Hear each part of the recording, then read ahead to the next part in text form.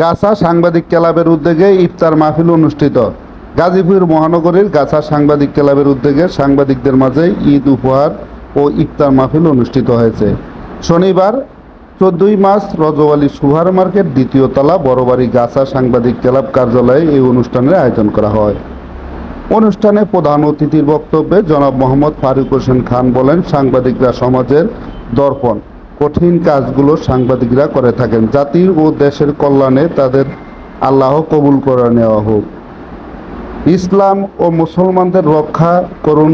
গাছা সাংবাদিক ক্লাবের সভাপতি শামসুদ্দিন জুয়েলের সভাপতিতে ইফতার মাহফিলে অংশগ্রহণ করেন। বিশেষ অতিথি হিসাবে উপস্থিত ছিলেন গাছা যুব দল নেতা সোলাইমান সরকার, বিশিষ্ট ব্যবসায়ী মোহাম্মদ শাহিন শিকদার। গাছা সাংবাদিক ক্লাবের সভাপতি শামসুদ্দিনের সভাপতিতে অনুষ্ঠানটি পরিচালিত হয়। সঞ্চালনায় ছিলেন গাছা সাংবাদিক ক্লাবের সাবেক সাধারণ সম্পাদক ফয়জুল ইসলাম আরিফ।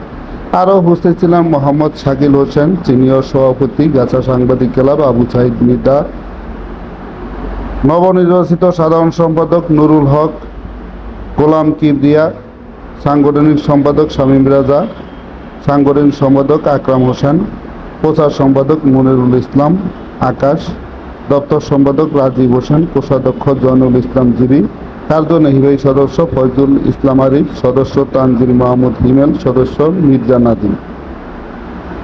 সবাই বক্তারা মাহে রমজানের শিক্ষা কাজে লাগিয়ে ব্যক্তি ও সামাজিক জীবনে তাকওয়া অর্জনের উপর জোর দেন। আলোচনার শেষে দেশ, জাতি, মুসলিম উম্মার কল্যাণ কামনায় বিশেষ দোয়া মুনাজাত করা হয়।